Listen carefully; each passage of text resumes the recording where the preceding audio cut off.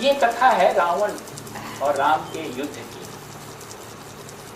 इस कथा के माध्यम से एक विशेष बात कही जो हम सबको जानना है। कहानी तो सब जानते हैं, राम रावण का युद्ध कैसे हुआ। विशेष बात यह है कि रावण और राम का जो युद्ध है वह है साधक के जीवन में साधना के क्रम में अंतिम चुनौती का परिचायक है। साधना करते समय साधक को अनेक प्रकार की चुनौतियों का सामना करना पड़ता है। जैसे मैंने कहा कि हर कदम पर उसकी परीक्षा होती है। तो ये छोटी छोटी परीक्षाएं तो कई जन्मों से चलती रही है, बार बार चलती रहती है, लेकिन राम रावण का युद्ध उसके साधक के जीवन के अंतिम युद्ध के रूप का परिचायक है। क्योंकि यहाँ पर साधक का रावण अविद्या का परिचायक है, अज्ञान का परिचायक है, और राम जो है वो जीवात्मा के परिचायक हैं, साधक के जीवात्मा के परिचायक है। तो जीवात्मा का अज्ञान के साथ फेस टू फेस, मतलब आमने सामने का युद्ध, ये अंतिम युद्ध है। अभी तो इनडायरेक्ट युद्ध होता है ना, हमारा धन खत्म हो जाए, हमारे कोई प्रियजन खत्म हो जाए, हम जो है कहीं अपमानित हो जाएं, तो इस स्थिति में हम क्या बिहेव करते हैं, कैसा बर्ताव करते हैं, ये हमारे ज्ञान और वैराग्य पर निर्भर करता है। लेकिन ये सब इनडायरेक्ट परीक्षा है। डायरेक्ट परीक्षा वो है कि जब अज्ञान और जीवात्मा एकदम आमने सामने युद्ध के लिए खड़े हो। तो राम और रावण का युद्ध जो है इसी का परिचय है। रावण 10 सिर वाला बताया गया है। 10 सिर का मतलब 5 ज्ञानेंद्रियां और 5 कर्मेंद्रियां, ये 10 सिर उसके। तो हम सबों के अंदर रावण विद्यमान है, हमारे 5 ज्ञानेंद्रियों के रूप में, 5 ज्ञान कर्मेंद्रियों के रूप में 10 सिर वाला रावण सबके अंदर बैठा है। और जो अविद्या है, वो अविद्या इन्हीं 5 कर्मेंद्रिय और 5 ज्ञानेंद्रियों के साथ मिल करके जीव को तकलीफ देता रहता है। ये जो जीव हम लोग हैं, राम, हमारे सारे जो समस्याएं हैं, हमारी सारी पीड़ा है, हमारे सारे दुख हैं, वो कैसे हैं? अज्ञान के कारण हम 5 कर्मेंद्रिय और 5 ज्ञानेंद्रियों के माध्यम से दुख भोगते रहते हैं। जरा गहराई से विचार कीजिएगा, तब आपको अपने दुख का, कोई भी दुख हो, शरीर का दुख, मन का दुख, परिवार का दुख, पैसे का दुख, चाहे किसी भी प्रकार का दुख, उसका कारण है अविद्या के माध्यम से हमारी इंद्रियां हमें पीड़ित करती हैं। ये विचारणीय विषय है, इसको विचार। सारी मानवता, समस्त ब्रह्मांड, जो कुछ भी जन्म मृत्यु के चक्र में जो गुजर रहा है, उन सबों के दुख का कारण अविद्या के हाथों में इंद्रियों के प्रयोग से जीवात्मा दुखी होता है। हम किसी चीज का स्वाद लेना चाहते हैं, हम किसी चीज को स्पर्श करना चाहते हैं, हम किसी को सूंघना चाहते हैं, हम किसी को खाना चाहते हैं, स्वाद लेना चाहते हैं। क्यों लेना चाहते हैं? अविद्या के कारण। हम चखना चाहते हैं, अनुभव करना चाहते हैं, और इसी में अविद्या के कारण ये माता जी हैं, ये पिताजी हैं, वो भाई जी हैं, ये पुत्र जी हैं, ये मेरा मकान है, उनका मकान है, ये शत्रु है, ये मित्र है। अविद्या के कारण ये भावना बना लेते हैं, और ये हमें माता पिता हमें तकलीफ दे रहे हैं, भाई बंधु हमें सुख दे रहे हैं, ये सब भावना सब अविद्या के कारण। जो कुछ भी पीड़ा है संसार में, विचारणीय करिए। ये 10 सिर वाले रावण, 5 कर्मेंद्रियां, 5 ज्ञानेंद्रियां, अज्ञान इनका प्रयोग करता है, इन्हीं कर्मेंद्रिय ज्ञानेंद्रियों को, और इसके कारण वो राम को तकलीफ देता है, जीवात्मा को तकलीफ देता है, लड़ाई होती है, संघर्ष होता है, दुख होता है। इसीलिए जब अविद्या के साथ दुख युद्ध होता है फेस टू फेस, तो ये व्यक्ति का अंतिम युद्ध होता है, और इससे भयंकर और कोई युद्ध नहीं।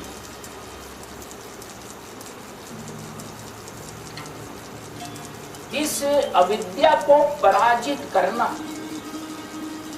बहुत कठिन है, क्योंकि जो अविद्या है रावण, वो चमत्कारी अलौकिक चमत्कारिक शक्तियों से संपन्न है। तरह तरह का माया इस अविद्या में है। ये अविद्या कैसे हम लोगों को भ्रमित कर देती है पता नहीं चलता है। बड़े बड़े ऋषि मुनि इस अविद्या से अंत अंत तक प्रभावित हो जाते हैं। नारद, विश्वामित्र, ऐसे लोग जो भगवान के साथ हमेशा मिलने जुलने वाले लोग हैं, उनके ऊपर भी अविद्या का असर होता है। इसलिए ये जो युद्ध होता है अज्ञान और जीवात्मा का अंतिम युद्ध, ये बड़ा रहस्यमय युद्ध है। रावण का वरदान प्राप्त था, कथा में आपने सुना कि जो सिर कट जाएगा तो नया सिर आ जाएगा, जो बाजू कट जाएगी तो नए बाजू आ जाएंगे और ये पहले से ज्यादा मजबूत होंगे।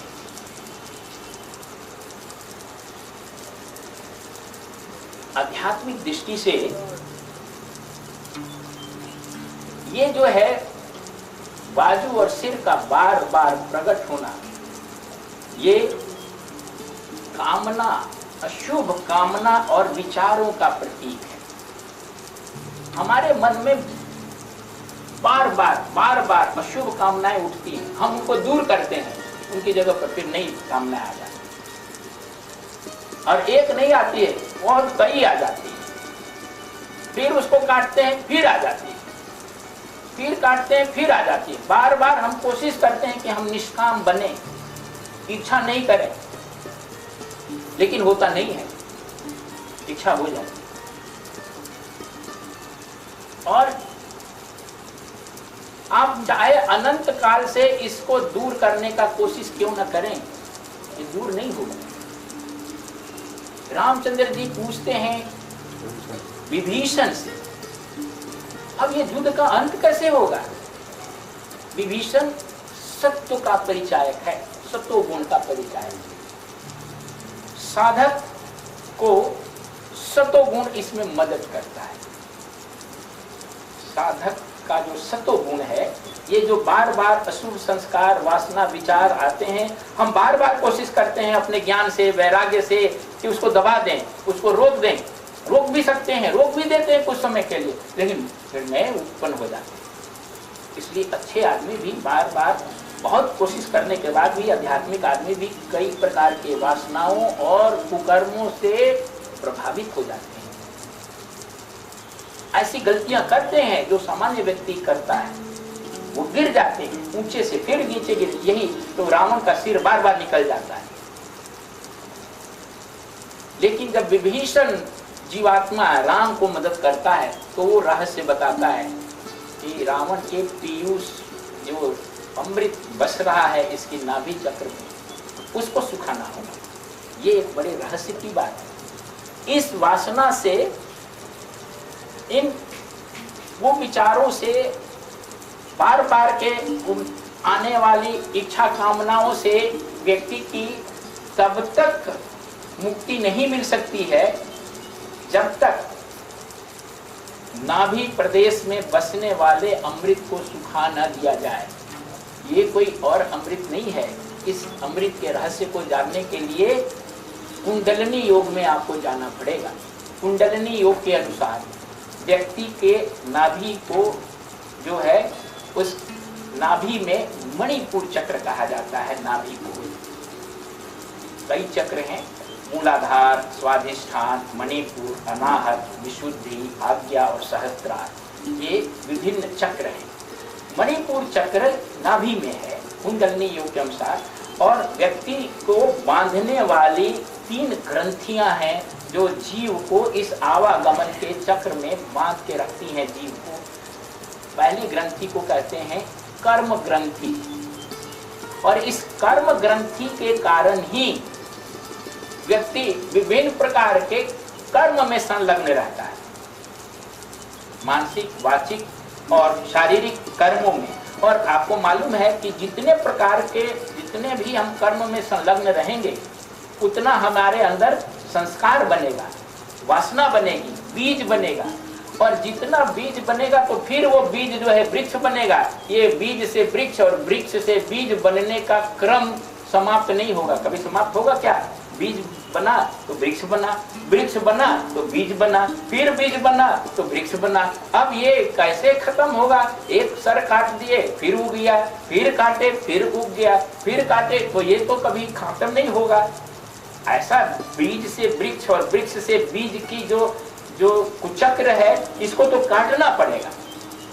तो ऐसा करना पड़ेगा कि ये जो कर्म ग्रंथि है वो विदीर्ण हो जाए, कर्म ग्रंथि विच्छेद हो जाए। रावण के अंदर, नाभि के अंदर अमृत बसता है जो उसके सिर और बाजुओं को बार बार उत्पन्न कर देता है। ये इस बात का प्रतीक अर्थ है कि व्यक्ति के अंदर जो कर्म ग्रंथि है, वो कर्म ग्रंथि के कारण व्यक्ति जन्म जन्मांतर अनेक प्रकार के कर्मों में संलग्न होने के कारण कर्म करते हुए अपने कामना और वासना को निर्मित करता है और वासना से फिर नए कर्म करने लगता है। तो ये कर्म से वासना, वासना से कर्म, ये सिलसिला चलते रहता है और ये जीव जो है जन्म जन्मांतर अमर बना हुआ है।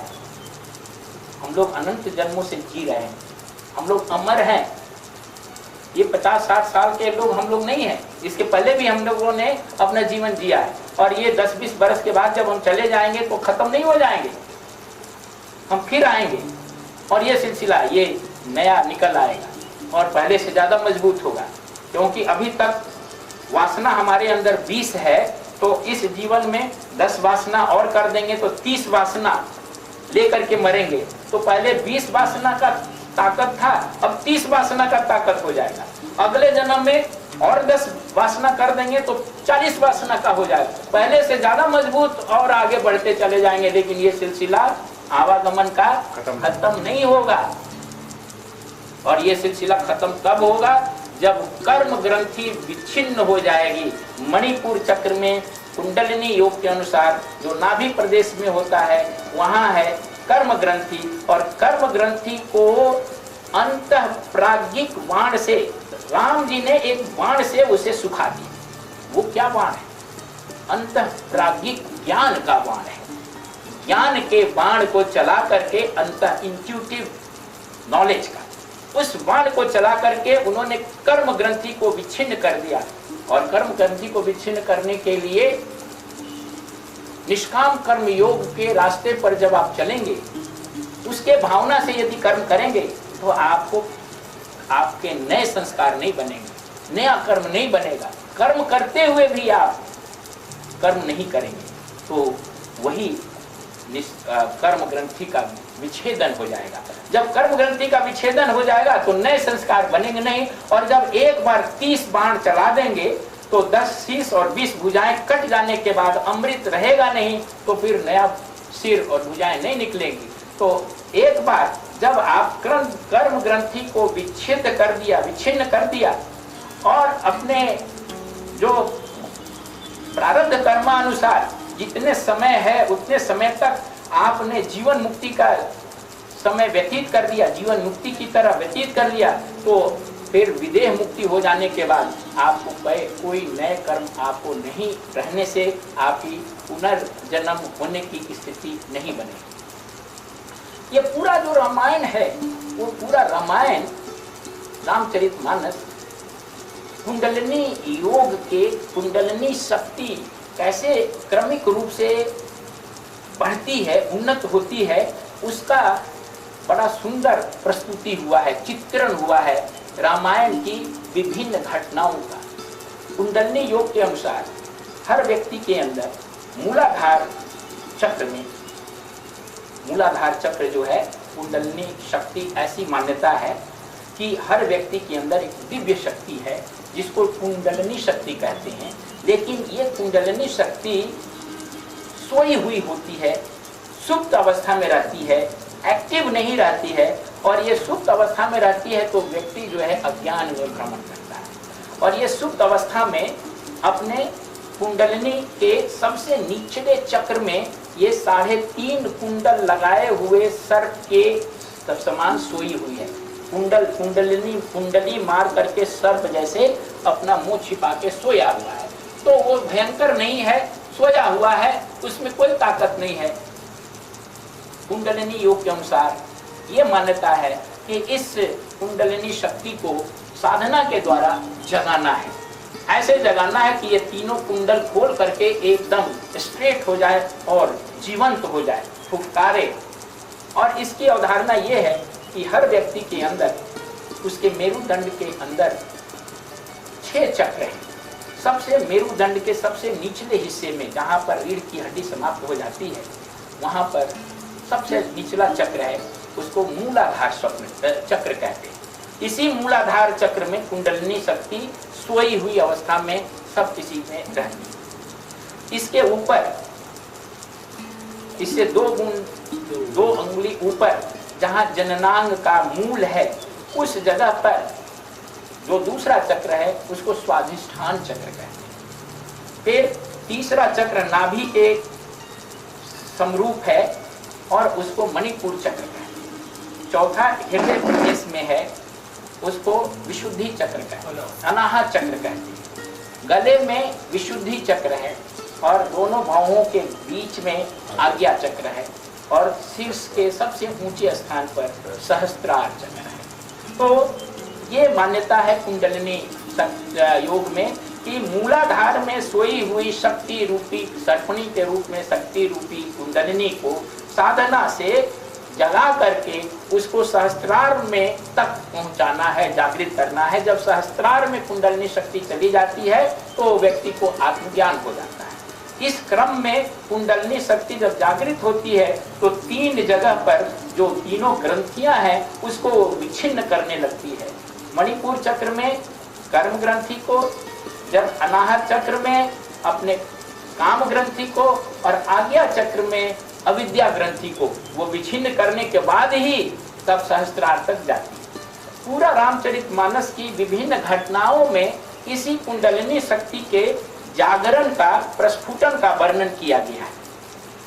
आपको याद होगा कबंध एक राक्षस था जिसका वध रामचंद्र जी ने किया था। तो कबंध वध जो है वो मणिपुर चक्र भेदन का प्रतीक है। कुंडलिनी शक्ति मणिपुर चक्र का भेद करती है तो वो कबंध वध उस कथा का प्रतीक अर्थ है। उसी प्रकार से बाली वध जो है, बाली वध कुंडलिनी का अनाहत चक्र तक जागृत होने का उसकी नाटकीय प्रस्तुति है। सुग्रीव का राज्याभिषेक और हनुमान का लंका दहन, ये जो है वो कुंडलिनी शक्ति का, सुग्रीव यानी ग्रीवा स्थित विशुद्धि चक्र तक जागृत होने का प्रचायक है। और कुंभकर्ण और मेघनाद का वध जो है वो आज्ञा चक्र तक कुंडलिनी शक्ति के जागरण का प्रतीक है। और रावण के वध के साथ कुंडलिनी चक्र का मणिपुर यानी निम्न चक्र से आज्ञा चक्र तक स्थित खड़े होने का प्रतीक है। रावण का वध यहाँ तक होते ही यहाँ आ जाता है। और राम का अयोध्या पहुँचना और राज्याभिषेक होना, राम राज्य का स्थापित होना कुंडलिनी शक्ति का सहस्त्रार तक पहुँचने का प्रतीक है। राम का जो लोक प्रतिष्ठित सारंग धनुष, राम जी अपने धनुष के साथ खड़े थे, उसका नाम था धनुष का सारंग धनुष। वो वास्तव में परिशुद्ध बुद्धि का परिचायक है। हर व्यक्ति के अंदर जो परिशुद्ध बुद्धि है वो रामचंद्र का सारंग धनुष है। और उस रामचंद्र जी के जो बाण हैं वो दिव्य विचार का प्रतीक है, दिव्य डिवाइन थॉट्स, ये रामचंद्र जी के बाण है। और बाण वो रखने वाला जो कर्कश है जिसमें बाण रखा जाता है वो परिशुद्ध चित्त का प्रतीक है। और जब व्यक्ति आत्म साक्षात्कार के मार्ग पर आगे बढ़ता है, यानी अविद्या रूपी रावण का संहार करने के एकदम स्टेज में होता है, तो उसका बुद्धि जो है अंतः प्रज्ञा में बदल जाती है और उसका चित्त जो है वो ब्रह्मांडीय मन के साथ एक हो जाता है। व्यक्ति का चित्त एक हो जाता है। इसलिए रामचंद्र जी के जो बाण थे वो अमोघ बाण थे। अमोघ बाण का मतलब कि वो जब छूटते थे तो अपने लक्ष्य को भेद करके ही आते थे, असफल नहीं होते थे। इसको अमोघ बाण कहते हैं। जब साधक की चित्त शुद्धि हो जाती है, उसका मन प्रसिद्ध हो जाता है, वो आत्म साक्षात्कार के नजदीक पहुंच जाता है, तो उसके जो विचार हैं, उसके जो संकल्प हैं, वो अमोघ हो जाते हैं। वो जो सोचता है वो पूरा होता है, क्योंकि वह विचार उसके अपने नहीं होते हैं, ब्रह्मांडीय मन के साथ एक हो जाते हैं। जो ईश्वर का जो विचार है वो उसका विचार हो जाता है। इसलिए राम का बाण जैसे अमोघ होता है था, उसी प्रकार से इस जीवात्मा का भी बाण यानी उसके संकल्प, उसके विचार अमोघ हो जाते हैं, और इसे ही सत संकल्प कहा जाता है। और यह सत्यम शिवम सुंदरम प्रसारित करते हुए अविद्या का नाश करता है। रामचंद्र के बाण से जैसे रावण का नाश हुआ, इसी प्रकार से इस व्यक्ति यानी जो आत्म साक्षात्कार प्राप्त करने वाली जीवात्मा है, उसके संकल्प से सत्यम शिवम सुंदरम का प्रसार सारी सृष्टि में होता है और अविद्या समाप्त हो जाती है। जैसा कि मैंने बताया कि पहले युद्ध के आरंभ में रामचंद्र जी एकदम खाली नंगे पैर और बिना किसी रथ के थे, लेकिन विभीषण के चिंता करने पर उन्होंने बताया कि हमारा जो रथ है वो धर्म रथ है, और इस रथ का मालिक जो होता है वो मन के शुभ संस्कारों से संपन्न होता है। आध्यात्मिक लड़ाई में जहां अविद्या से लड़ाई करनी होती है, वहां पर बाहरी अस्त्र शस्त्र काम नहीं करेंगे, वहां पर धर्म रथ काम करेगा। और जिसके अंदर निर्भयता, करुणा, नम्रता जैसे दिव्य गुण होंगे, वही अविद्या से संघर्ष कर सकता है, वही व्यक्ति जो है रावण से लड़ सकता है।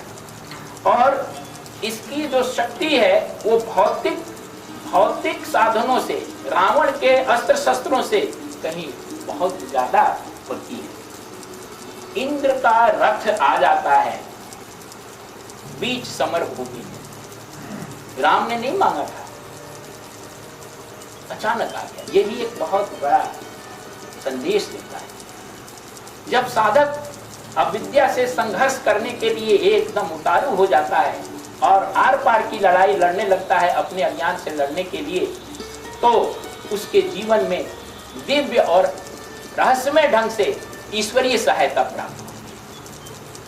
और वो ईश्वरीय सहायता इस रूप में प्राप्त होती है कि उसे धर्म रथ प्राप्त हो जाता है, परमेश्वर का, इंद्र का रथ जो है साधक को प्राप्त होने वाले, रहस्यमय ढंग से प्राप्त होने वाले धर्म रथ का प्रतीक है, जिसमें 4 श्वेत घोड़े लगे रहते हैं। ये 4 श्वेत घोड़े जो हैं वो व्यक्ति के अंदर वर्तमान अंतःकरण, मन, बुद्धि, चित्त और अहंकार, ये 4 श्वेत घोड़े हैं। ये साधक का मन, बुद्धि, चित्त, अहंकार, ये अंतःकरण जो है वो अत्यंत सात्विक और शुद्ध हो जाता है। और इन्हीं मन, बुद्धि, चित्त, अहंकार की शक्ति से अब तक ये मन, बुद्धि, चित्त, अहंकार उसको तकलीफ देते थे, लेकिन इस स्टेज में आकर के साधना के द्वारा उसका श्वेत का मतलब परिशुद्ध हो गया। और ये साधना के द्वारा परिशुद्ध हो जाने के कारण ये मन, बुद्धि और चित्त, अहंकार की शक्ति उसे पॉजिटिव रूप में प्राप्त होने लगती है। और ये सारथी जो मातली सारथी है वह अंतःप्राज्ञिक बुद्धि का परिचायक है। उसकी बुद्धि अब तक माया में भटकती थी, अज्ञान में भटकती थी, लेकिन जब वो डायरेक्ट कन्फ्रंटेशन करते हुए यहाँ तक पहुँच जाता है तो उसकी बुद्धि का रूपांतरण अंतःप्रज्ञा में हो जाता है। और यही बुद्धि मन, बुद्धि, चित्त, अहंकार रूपी रथ को चलाते हुए, यानी व्यक्ति की अंतःप्रज्ञा व्यक्ति के व्यक्तित्व को गाइड करते हुए अज्ञान रूपी रावण को समाप्त करने में उसको सहायता करता है। राम की जैसे मातरी ने सहायता की है। इस प्रकार से राम और रावण का युद्ध जो है वो एक बहुत विशेष प्रकार का संदेश देता है आध्यात्मिक रूप से। रावण के मरने के बाद राम ने विभीषण से कहा कि अपने बड़े भाई का संस्कार करो, और रावण का दाह संस्कार किया गया। और लक्ष्मण को आदेश दिया राम ने कि लंका में जाकर के और विभीषण का राज्याभिषेक किया जाए, और विभीषण को लंका का राजा घोषित किया गया। ये कथा जो है ये बहुत गहन बात बता रही है। विभीषण का राज्याभिषेक मानव व्यक्तित्व में चलने वाले ये त्रिगुणों के नाटक का चरम उत्कर्ष है। हर व्यक्ति के अंदर में त्रिगुणों का नाटक चलता है। कभी हम सत्व के प्रभाव में रहते हैं, कभी रजस के प्रभाव में रहते हैं, कभी तमस के प्रभाव में रहते हैं। ये जो विभीषण का राज्याभिषेक है ये गुणों के प्रभाव का नाटक का चरमोत्कर्ष है, क्लाइमेक्स है। आरंभ में सत्व, विभीषण जो है सत्व का परिचय है, और सत्व भी राक्षसों का भाई है। राजस और तमस जैसे राक्षस हैं, यानी रावण और कुंभकर्ण जैसे राक्षस हैं, विभीषण भी उन्हीं का भाई है। सत्व भी राक्षस है, लेकिन जब तक सत्व रावण और कुंभकर्ण के साथ था तब तक डरा हुआ था, छोटा था, कमजोर था, कुछ बोल नहीं पाता था, बार बार प्रताड़ित होता था रावण से। रावण जो है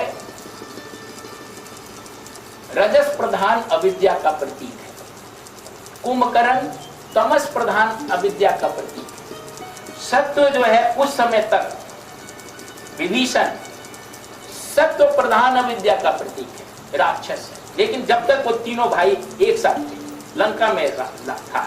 लेकिन इसके पहले वाले अध्याय में आपने देखा कि एक ऐसी स्थिति आई कि विभीषण जो है अपने दोनों भाइयों को छोड़ करके राम के पास आ गया, राम के साथ संयुक्त हो गया। जब सत्व दिव्य शक्ति के साथ, राम के साथ, दिव्यता के साथ जब संयुक्त हो जाता है तो उसकी शक्ति कई गुना बढ़ जाती है। तब वो असुरों के ग्रुप में नहीं रह जाता। यद्यपि उसका असुर का जन्म जरूर है, लेकिन जब वो दिव्यता के साथ जुड़ जाता है तो उसकी शक्ति क्रमशः बढ़ने लगती है। साधक में सात्विकता होती जरूर है, लेकिन आरंभ में वो तमस और रजस के संपर्क में ज्यादा रहता है, इसलिए उसकी सात्विकता जो है वो दबी रहती है। लेकिन ज्यों ही साधक की सात्विकता दिव्यता के साथ, राम के साथ जुड़ जाती है तो उसकी शक्ति बढ़ने लगती है। और आपने देखा इस समय राम रावण युद्ध के समय कि जो रावण के डर से भागा फिरता था, कभी उसके साथ मुंह भी खड़ा खोल नहीं पाता था, वो द्वंद्व युद्ध करने लगा रावण से। बहुत देर तक रावण को द्वंद्व युद्ध में उलझाए रखा। विभीषण रावण के साथ द्वंद्व युद्ध करने लगा। यानी जब सत्व दैवी शक्ति के संपर्क में आ जाता है तो वो रावण जैसे तमस और रजस के अज्ञान रूपी तमस और रजस से वो लोहा लेने लगता है, फेस टू फेस संघर्ष करने लगता है। और यह निरंतर शक्तिशाली होने लगता है। रावण के मृत्यु के बाद विभीषण लंका का राजा बनाया गया। यानी अविद्या के समाप्त होने पर अचेतन चित्त पूरी तरह से लंका जो है अनकॉन्शियस माइंड का प्रतीक है, अचेतन चित्त का प्रतीक है। जब अविद्या समाप्त हो जाती है तो लंका का राजा विभीषण बन जाता है। यानी अचेतन मन पर पूरी तौर पर सत्य का साम्राज्य हो जाता है, पूरी तौर पर सत्य का साम्राज्य स्थापित हो जाता है। और उस समय व्यक्ति के व्यक्तित्व में पूर्णतः रूपांतरण आ जाता है, और व्यक्तित्व में जो अशुभ संस्कार होते हैं वो शुभ संस्कार से प्रतिस्थापित हो जाते हैं। विभीषण का लंका का राजा होना इसी बात का परिचायक है कि साधक के व्यक्तित्व के सारे अशुभ संस्कार अब शुभ संस्कार में परिवर्तित हो गए। तो आज यही सत्संग को विराम देते हैं। अपनी ओर से, आश्रम की ओर से आप सबों का हार्दिक आभार और धन्यवाद देते हैं कि आपने इस सत्संग में भाग लिया और हमें कुछ कहने का मौका दिया। परमात्मा से ही प्रार्थना है कि हम सबों के चित्त में इसी प्रकार से आमूल रूपांतरण हो जाए, जिससे हमारे चित्त में भी जो विद्यमान जो अशुभ संस्कार हैं वो हमेशा हमेशा के लिए शुभ संस्कार में परिवर्तित हो जाए। ओम असतो मा सद्गमय तमसो मा ज्योतिर्गमय मृत्युर्माम अमृतं गमय। ओम सर्वेषां स्वस्तिर्भवतु, सर्वेषां शान्तिर्भवतु, सर्वेषां पूर्णं भवतु, सर्वेषां मंगलं भवतु, सर्वे भवन्तु सुखिनः, सर्वे सन्तु निरामया, सर्वे भद्राणि पश्यन्तु, मा कश्चित् दुःखभाग् भवेत्। ओम पूर्णमतः पूर्णमिदं पूर्णात् पूर्णमुदच्यते पूर्णस्य पूर्णमादाय पूर्णमेवावशिष्यते। ओम शांति शांति शांति।